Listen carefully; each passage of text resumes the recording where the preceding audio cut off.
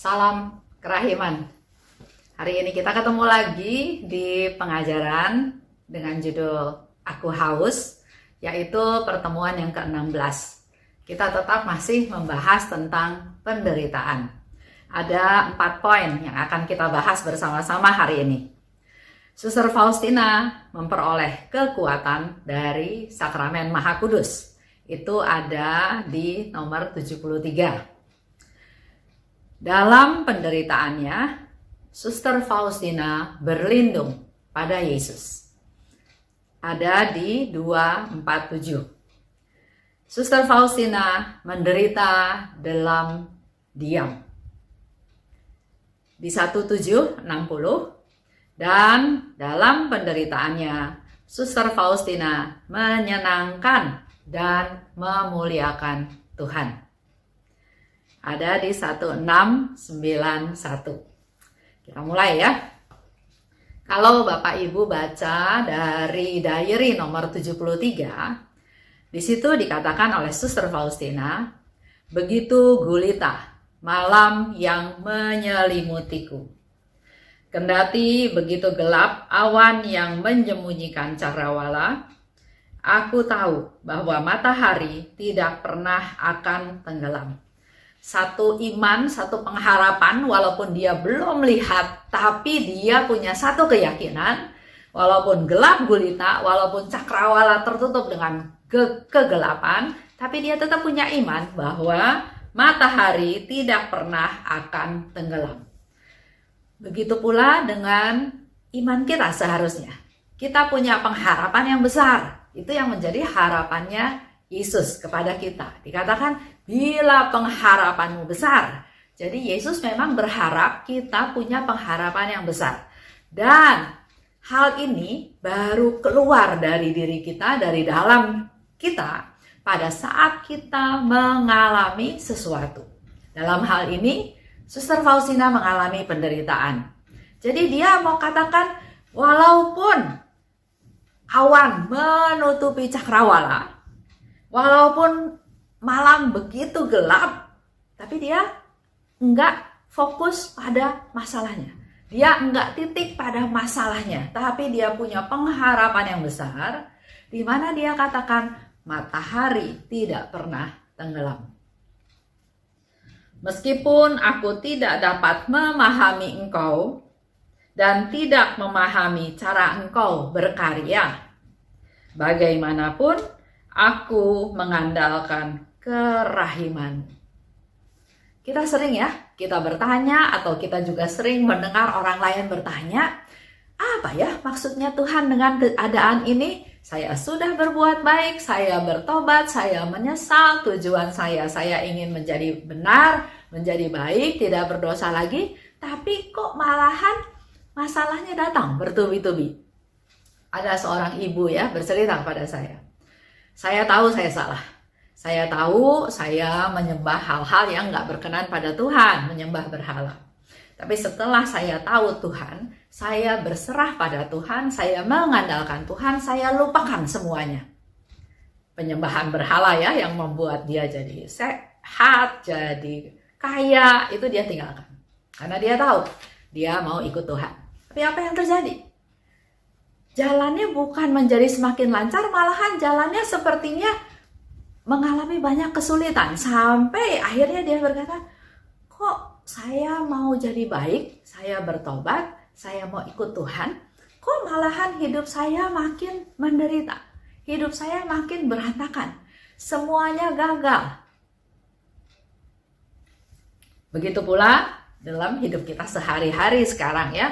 Dalam masa pandemi, ada yang bertanya, Tuhan, saya kan berdoa, mohon supaya pandemi ini lewat, pandemi ini hilang. Saya berdoa supaya orang-orang yang kena COVID sembuh.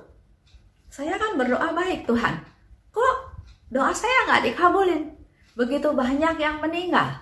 COVID-nya bertambah lama, bertambah banyak, ada mutasi, bahkan sekarang menjadi lebih parah lagi, lebih ganas lagi, lebih berbahaya lagi. Kok Tuhan nggak jawab doa saya? Nah, hari ini Mari kita belajar dari Suster Faustina ya. Dikatakan oleh Suster Faustina, walaupun aku tidak dapat memahami engkau. Pasti kita otaknya kecil, nggak mungkin bisa mengerti misteri kehidupan ini, nggak mungkin bisa mengerti rencana Allah yang begitu luar biasa, yang begitu besar. Jadi dikatakan oleh Suster Faustina, walaupun aku nggak memahami engkau, walaupun aku juga nggak ngerti cara engkau berkarya, tapi satu yang jadi pegangan Suster Faustina, dia nggak berhenti di pertanyaan kenapa, tapi dia tetap berpegang teguh, dia punya iman bahwa biar bagaimanapun aku tetap mengandalkan kerahimanmu. Ada trust, ada berserah, ada mengandalkan Tuhan. Itu yang dibutuhkan oleh kita semua. Kalau memang sudah jadi kehendakmu, itu dikatakan lebih lanjut ya oleh Suster Faustina, bahwa aku akan selalu hidup dalam kegelapan yang sedemikian pekat, terpujilah engkau. Jadi dia punya satu kesimpulan, apapun yang terjadi, walaupun harus melewati kepekatan, malam yang gelap, masalah-masalah, penderitaan, dan sepertinya tidak ada titik terang, tapi Suster Faustina katakan, terpujilah engkau. Jadi dia tidak patok pada permasalahan yang ada, tapi dia loncat ke satu hal yang jauh di depan. Pokoknya terpujilah engkau. Mengandalkan Tuhan, percaya pada Tuhan bahwa Tuhan akan memberi yang terbaik. Hanya satu hal yang aku minta darimu. Suster Faustina juga ngajarin kita, memang kita berserah, kita mengandalkan Tuhan, tapi dia mohon satu hal kepada Tuhan. Jangan biarkan aku menyakiti engkau dengan cara apapun. Dengan segala macam kesulitan hidup, dengan segala macam permasalahan yang ada, mungkin saja timbul rasa, kok begini ikut Tuhan, seperti yang tadi saya sharingkan, seorang ibu ya yang berkeluh kesah. Dia bilang, kok begini ya ikut Tuhan, padahal saya ikut Tuhan, saya mau hidup benar, saya mau hidup baik. Satu hal yang diminta oleh Suster Faustina adalah, jangan biarkan aku menyakiti engkau. Dengan pertanyaan tersebut sebetulnya kita menyakiti Tuhan, nggak percaya sama Tuhan, komplain, mengeluh, nggak bisa terima fakta yang ada. Waktu itu saya katakan kepada ibu tersebut ya, Bu, mungkin ya, saya kan nggak tahu, mungkin kehidupan ibu yang dulu itu penuh dengan hal-hal yang nggak berkenan sama Tuhan. Nah, karena ibu berserah pada Tuhan, mau mengandalkan Tuhan, mau hidup di dalam Tuhan, Tuhan membersihkan, memurnikan ibu dari hal-hal yang nggak berkenan pada Tuhan. Mungkin dulu menyembah berhala supaya dapat harta, atau hal-hal yang memang nggak berkenan pada Tuhan. Nah, pada saat ini dia sedang dibersihkan, disucikan. Kalau ranting ada benalu-benalunya, ya benalu itu dibuang, dan pasti menyakiti si dahan tersebut. Tapi itulah proses. Yesus, hanya engkau yang mengetahui kerinduan dan penderitaanku. Aku bersukacita karena aku dapat menderita bagimu betapapun kecilnya. Suster Faustina men-sharingkan lagi supaya kita kuat, kita punya motivasi bahwa saya menderita untuk Tuhan, dan itu mendatangkan kebahagiaan untuk saya. Sering juga saya katakan ya, tidak ada penderitaan yang sia-sia, harusnya seperti itu. Kita berpikir bahwa kalau kita harus mengalami, pasti ada suatu rencana indah di masa yang akan datang. Apabila aku merasa bahwa penderitaan itu lebih berat daripada yang dapat kutanggung, aku akan bernaung dalam sakramen Maha Kudus. Tidak ada penderitaan yang begitu besar yang gak bisa kita tanggung. Kita ingat ya firman Tuhan, Tuhan tidak akan membiarkan kita jatuh tergeletak. Tapi di sini Suster Faustina juga mau kasih tahu kita semua, pada saat kita sama sekali tidak sanggup lagi menanggung penderitaan tersebut, maka dia menimba kekuatan, dia mencari kekuatan dari sakramen Maha Kudus. Itu pun bisa kita lakukan. Kita datang pada Tuhan, kita menyembah pada Tuhan, kita keluarkan segala macam permasalahan yang kita alami, serahkan. Maka Tuhan akan memberikan kekuatan-kekuatan baru yang kita butuhkan. Lanjut ya, di 247. Ini penegasan dari tadi mengenai Suster Faustina bahwa di dalam penderitaannya dia berlindung pada Yesus. Yesus, sahabat hati yang kesepian. Engkaulah tempat perlindunganku. Engkaulah damaiku. Engkaulah keselamatanku. Engkaulah kekuatanku di tengah pertempuran. Engkaulah kekuatanku di tengah samudera keraguan-raguan. Engkaulah sinar cemerlang yang menerangi jalan hidupku. Doanya Suster Faustina dipanjatkan, diungkapkan pada Yesus. Yesus, Engkaulah tempat perlindunganku. Ini dikatakan oleh Suster Faustina, Yesus sebagai sahabat dari orang-orang yang kesepian. Banyak ya, di masa pandemi ini banyak juga yang merasa kesepian. Dia ada di rumah, ada di tengah-tengah keluarganya, tapi dia merasa terasing, dia merasa sepi, dia merasa nggak nyaman. Dan hari ini Suster Faustina kasih tahu, Yesus adalah sahabat dari orang yang kesepian. Di sini diungkapkan, Yesus, Engkaulah tempat perlindunganku. Jadi kalau Bapak Ibu pada saat ini sedang merasa kesepian, datang pada Yesus, berlindung pada Yesus. Karena Yesuslah tempat perlindungan dari Suster Faustina, yang sekaligus juga bisa jadi tempat perlindungan buat kita semua. Engkaulah damaiku. Dia datang pada Yesus, dia mencari damai. Mengingat apa yang dikatakan oleh Tuhan, pemeliharaannya, perlindungannya, pembelaannya, bahkan Yesus mau menderita untuk kita. Engkaulah damaiku. Engkaulah keselamatanku. Engkaulah kekuatanku untuk menghadapi pertempuran-pertempuran yang harus dihadapi. Engkaulah juga sinar cemerlang. Jadi datang pada Yesus karena kita tahu dia adalah sinar cemerlang yang akan menerangi jalan hidup kita. Kalau kita kesepian, sepertinya putus asa, buntu, nggak ada solusi, nggak ada jalan keluar, sendiri, nggak ada yang bantu, nggak tahu mau minta bantu ke siapa, datang pada Yesus. Karena Yesus adalah sinar terang yang akan menerangi jalan kita. Engkau adalah segala-galanya bagi jiwa yang kesepian. Engkau memahami jiwa meskipun ia tetap tinggal diam. Walaupun kita diam, tapi Tuhan tahu apa yang menjadi kerinduan kita, apa yang menjadi kekhawatiran kita, apa yang membuat kita kesepian. Tuhan tahu. Dia mengetahui kelemahan kita masing-masing. Dia itu ibarat tabib yang baik. Dia menghibur, dia menyembuhkan, dia meringankan penderitaan. Begitu pula kalau kita sakit ya, kita pergi ke dokter kan. Dokter belum melakukan apa-apa, belum menyuntik, belum memberi obat. Tapi dengan kita mengungkapkan keluhan-keluhan kita, apa yang dirasakan, dan dokter itu mendengarkan dengan baik dan memberikan masukan, nggak usah khawatir, tenang aja, nanti dengan makan obat juga akan sembuh. Ada penghiburan. Di sini Suster Faustina katakan Yesus itu seperti tabib yang baik untuk orang-orang yang kesepian. Dia menghibur, dia meringankan beban, dia menyembuhkan. Itu yang paling penting.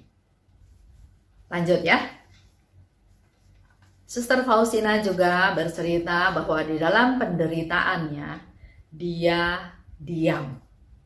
Sering ya kita mendengar orang-orang yang menderita atau kita pun menderita, mengalami sesuatu, sering ingin bercerita pada orang lain. Kamu tuh harus tahu loh, saya ini lagi sakit, saya ini lagi susah ini, saya ini lagi khawatir ini, saya ini lagi ada banyak masalah. Kita ingin bercerita supaya orang berempati, orang mengerti, orang mensupport, supaya merasa ada yang menemani. Tapi hari ini kita belajar dari Suster Faustina di 1760. Taatilah peraturan sesetia mungkin. Kalau seseorang menyebabkan engkau terganggu, pikirkanlah hal-hal baik yang dapat engkau lakukan untuk orang yang menyebabkan engkau menderita itu. Ini satu nasihat ya. Nasihat kalau kita mengalami masalah. Dalam hidup kita sehari-hari, mungkin kita juga ketemu dengan orang-orang yang gara-gara dia saya merasa terganggu. Berusaha menghindar, berusaha nggak ketemu, berusaha nggak ada urusan sama orang itu, karena dia nggak mendatangkan hal yang baik buat saya, contohnya ya. Jadi lebih baik menghindar dari orang-orang tersebut. Tapi di sini diberi satu nasihat, pikirkanlah hal-hal baik yang dapat engkau lakukan untuk orang itu. Justru kita yang harus proaktif, apa yang saya bisa lakukan, hal-hal yang baik bisa saya lakukan untuk dia. Jadi bukan menghindar. Jangan mengumbar perasaan-perasaanmu. Diamlah kalau engkau dicela. Itu nasihat ya dari Yesus. Kalau kita dicela, kalau kita disalahpahami, kalau kita dijelek-jelekin, Yesus bilang diam. Mari kita coba praktekkan dalam hidup kita sehari-hari. Jangan membela diri, sangkal diri aja dengan diam. Jadi dalam mengalami penderitaan ada banyak hal ya yang dilakukan oleh Suster Faustina. Dan di 1760 Yesus justru memberi nasihat kalau engkau mengalami hal tersebut, engkau dicela, diamlah. Di tengah-tengah penderitaan, tetap engkau bisa menyenangkan dan memuliakan Tuhan. Kita lihat di 1691. Betapa besarnya kerinduanku untuk mempersembahkan kemuliaan pada kerahimanmu. Ada keinginan, ya, ada interest, ada fokus, ada prioritas dalam hidupnya Suster Faustina untuk mempersembahkan kemuliaan kepada Tuhan. Dan itu menjadi kerinduan. Bukan, ya kalau ada boleh, kalau nggak ada juga nggak apa-apa. Tapi itu yang dia harapkan, dia inginkan, dia prioritaskan. Sedangkan untukku sendiri, kepahitan dan penderitaan. Jadi dia melakukan sangkal diri. Bukan fokus ke diri sendiri, tapi justru untuk Tuhan. Memuliakan Tuhan, menyembah Tuhan, memuliakan kerahimannya. Tapi untukku sendiri, bukan pujian, bukan sesuatu yang mendatangkan kebaikan, tapi dikatakan oleh Suster Faustina, biarlah untukku sendiri kepahitan dan penderitaan. Ketika aku meyakinkan kemuliaan kerahimanmu, kebahagiaanku tiada tara. Waktu dia menyaksikan orang memuliakan Tuhan, orang memuji kerahimannya, Faustina berbahagia, bersukacita. Contoh ya, kalau ada orang berbuat salah, yang wajar-wajar aja di dunia ini, dalam hidup kita sehari-hari, ya kalau dia berbuat salah ya dihukum. Wajar dia dihukum karena dia berbuat salah. Tapi kalau saya tidak menghukum dia, malahan mengampuni, maka di situ terjadilah kerahiman Tuhan dimuliakan, dinyatakan. Allah yang Maha Pengampun. Kita punya kerahiman, kita berikan kerahiman itu pada dia dengan cara mengampuni orang tersebut. Biarlah segala murka, penghinaan, kesendirian tertumpah atas diriku. Asal kemuliaan dan pujian bagi kerahimanmu bergema di mana-mana. Kalau contoh tadi ya, saya harusnya bisa menegur orang, menghukum orang, memarahi orang karena dia bersalah. Tapi itu tidak saya lakukan. Saya malah toleran sama dia, saya mengampuni dia, Apakah orang sekeliling saya setuju? Belum tentu. Dia akan membuat berkesimpulan, saya bodoh, saya takut, percuma sekolah tinggi-tinggi juga, bisa dibodohi, bisa ditipu oleh orang-orang yang tidak berpendidikan, misalnya ya. Tapi Suster Faustina di sini katakan, nggak apa-apa. Ada penghinaan, ada murka, mungkin dimusuhin karena nggak sesuai dengan keputusan mereka, jalan pikiran mereka. Ada kesendirian tertumpah atas diriku, nggak apa-apa, kata Suster Faustina. Asal kemuliaan dan pujian bagi kerahimanmu bergema di mana-mana. Itu yang menjadi harapannya Suster Faustina. Ada orang bersalah, diampuni. Pengampunan itu kita bisa lakukan kalau kita sudah punya rahmat kerahiman dari Tuhan. Dengan kita menerima rahmat kerahiman dari Tuhan, kita mampu mengampuni orang lain. Nah, pada saat kita mengampuni orang lain, pada saat itulah kerahiman Tuhan, kebaikan Tuhan, kemurahan Tuhan diwartakan. Dan buat Faustina, itu yang paling penting. Hanya ini yang penting. Itu yang dikatakan oleh Suster Faustina ya. Kalau misalnya Bapak Ibu mau lihat lagi lebih jelas, coba lihat di 1224. Itu tentang novena kerahiman ilahi hari ke-7. Jiwa-jiwa yang secara khusus menghormati kerahimanku. Hari ini kita belajar ada 4 hal yang dilakukan oleh Suster Faustina dalam menghadapi penderitaan. Tadi ya, pertama, berlindung pada Tuhan. Kedua, diam. Ketiga, pergi ke sakramen Maha Kudus mencari kekuatan untuk bisa mampu menghadapi penderitaan-penderitaan tersebut. Dan di tengah penderitaan, dia tetap bisa memuliakan dan menyenangkan Tuhan. Mari kita belajar dari Suster Faustina. Di tengah penderitaan, kita bisa lakukan beberapa hal tersebut untuk menyenangkan Tuhan. Itu aja untuk hari ini. Salam kerahiman.